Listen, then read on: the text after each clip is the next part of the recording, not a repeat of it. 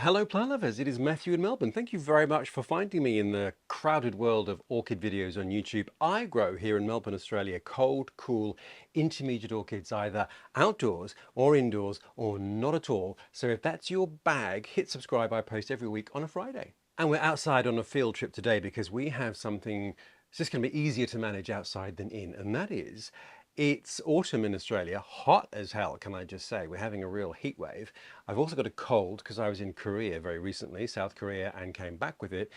But a lot of orchids, I have just noticed, are in spike. And I thought, let's just have a look at everything that is about to bloom, because some things take a lot longer to open, and see what's going on.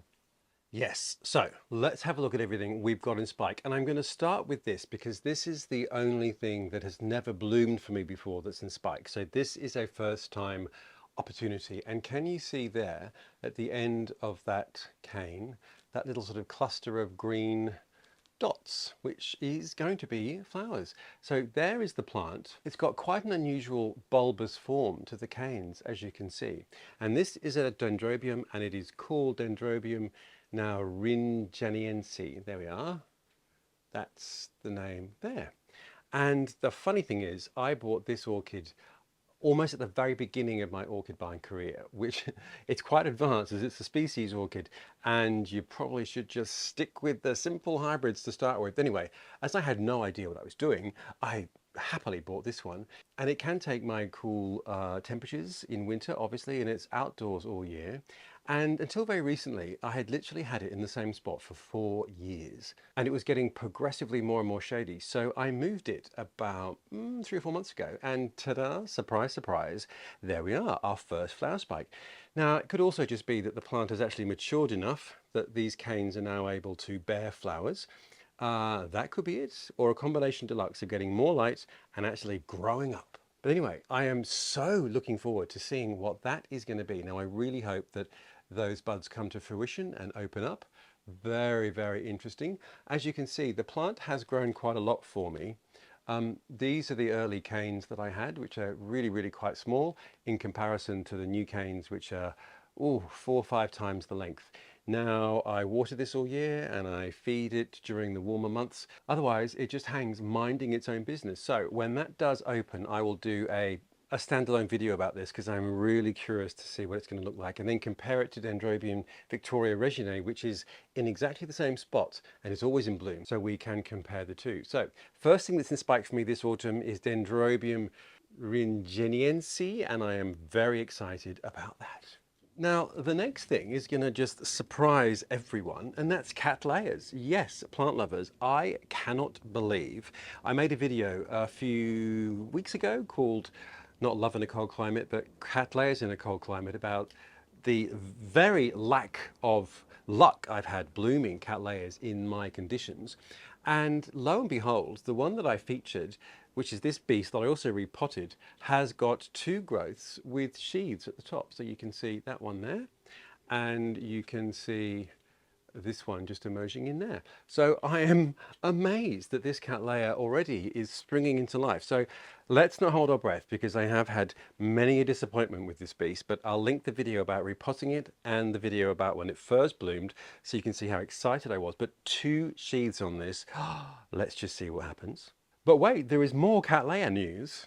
Yes, another one. Now, I bought this one from a plant fair earlier in spring, actually, and the grower is in regional Victoria, so near Melbourne, but further out in the country where it does get colder, and he grows all of his orchids cold. So no heating in his shade houses. And he had a range of Cattleyas, most of which were in bloom, and I bought 3 because I know that they flower under his conditions, and mine are a little milder, so a little better for the Cattleyas. And this was one of them, and lo and behold again, and what you can just see is that we've got a sheath in that cane there. So this was in bloom when I bought it. The flower wasn't looking sensational, so I'm curious to see what this flower is actually going to look like, because the last one was on its last legs and a little brown, so not quite sure what the color is. But anyway, when it does open, I will, because they're probably going to open at the same time, so we might just do another Cattleya catch-up, because there's also one other that I bought that also has a sheath. I can't believe it. Suddenly I'm the Cattleya whisperer. Anyway, let's hold our breath on that front, but I'm very excited that these 2 are going to bloom again for me. And a couple of old stalwarts. So here, right in front of me, Holcoglossum kimballianum, again with this amazing spike, as you can see, just beginning to come to opening, which is really exciting.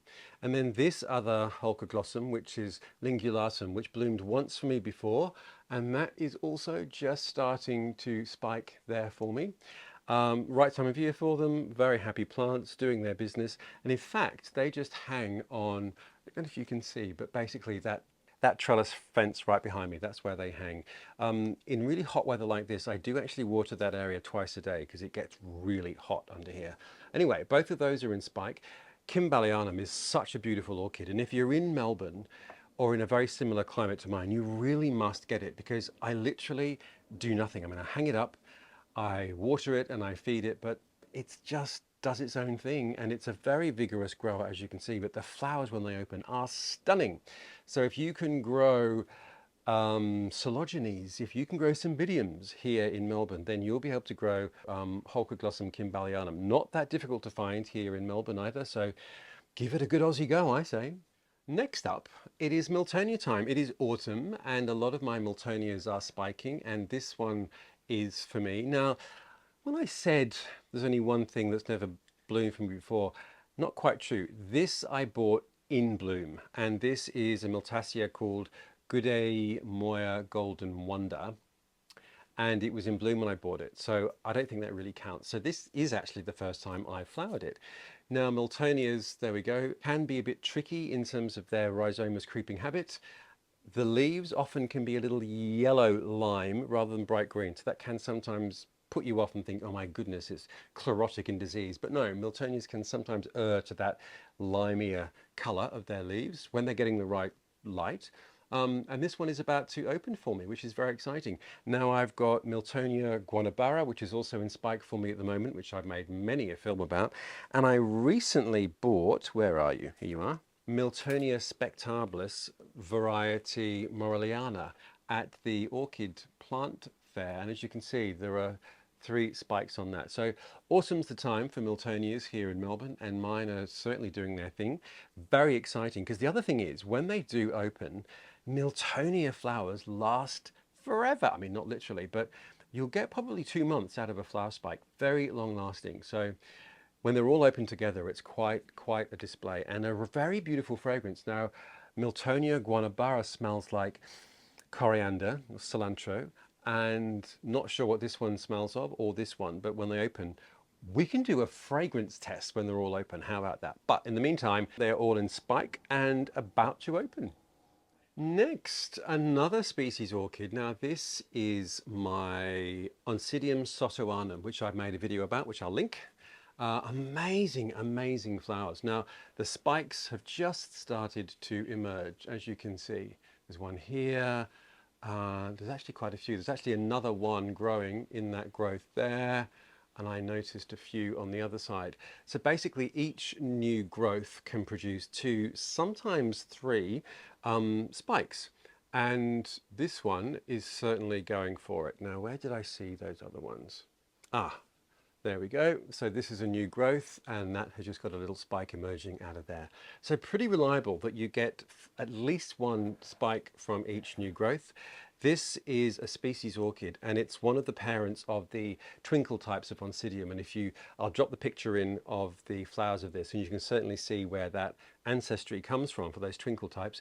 Very, very beautiful, very floriferous, and these canes are really these spikes are quite new at the moment, literally just emerged. It does take quite a long time for them to mature and open. So we're probably looking much later into autumn for this to actually be in flower, but nonetheless it's in spike for me. It's always reassuring to see that these things are going to bloom again. Another autumn flower which is in spike, which makes my heart sing, is this species Cymbidium. And can we see there? There we go. There is our spike just emerging there. So most hybrid Cymbidiums, of course, flower in spring, but there are quite a lot of the cooler climates species Cymbidiums from those cool mountainous areas of the Himalayas, so all the way across from India, Bhutan, into Laos, northern Thailand and southern China. And this one is Cymbidium erythrostylum. There we are. and it has the most beautiful pendulous flowers. And I have made a video about this when it's in bloom, so I will link that if you're curious. But quite a few of the species Cymbidiums do bloom in autumn, so quite a useful addition to your collection. If you've got lots of Cymbidiums and they're all hybrids and they all flower in spring, the species types basically take the same conditions, and so you can just stretch your flower time. So anyway, this is very lovely. Looks like a very healthy spike with quite a few buds on it, which you can see there. So I'm very much looking forward to this opening. And now the last thing for us to look at that's in spike for me this autumn is this. Look at that juicy, healthy spike there. Isn't that wonderful? This is Aerides odorata. Now, again, when I said there's only one thing that's not flowered for me before at the beginning, I was slightly not lying, because this did spike up for me this time last year. And I was beside myself with excitement, and I was planning my big video about it, and ta-da-da-da-da-da-da-da. And then we had a really cold spell, and the flower spike just aborted about halfway. Just went brown and died. Now, Aerides are not cool tolerant particularly, and I did have this outside all year. So what I'm going to do, at the moment it is hot as hell, let me tell you, so there's no issue at the moment, but should the temperatures start to drop too much at night, I am going to move this inside. Now, there's a dilemma there, because if you move an orchid from its position when it's in spike, that can also trigger the whole spike to fail, because you've changed its fundamental conditions. So I don't know, at the moment there's no issue because the weather is still really warm and the nighttime temperatures are still really warm and it's loving life. It's still got a way to go though before it matures. So not sure about this, plant lovers, but I will move it if it gets too cold, and I really hope that that spike goes through to maturity and opens, because the flowers are stunning, and odorata by name, and hopefully odorata by nature, supposed to be as fragrant as all get out. So there we go. Actually, look, you can just see that little brown stump there. That's where last year's spike stopped, unfortunately, and it's only about 2 inches, 3 inches tall. Never mind. But look, that is really progressing because it is so warm at the moment. So it's loving life. Well, there we are, plant lovers. There's a lot going on this autumn, this very hot autumn here in Melbourne, outside in my growing space. It is March at the moment, and our new house is supposed to be finished at the end of this year. So I am actually going to have to start coming to grips with the whole moving thing. Now, moving doesn't bother me at all. I spent my entire childhood and life moving. What is going to be interesting, though, is actually creating the different spaces in the new house. So that will be fascinating, and I will take you on that journey. Anyway, enough ramblings. We've got all these flower spikes coming out, so lots of things hopefully for us to catch up with over the next few weeks. But in the meantime, I hope everything is fine and dandy wherever you are. Remember, I am an amateur, take nothing I take seriously, and I do post every week on a Friday, so hit subscribe if you want to know what's going on next week, and I look very much forward to seeing you then.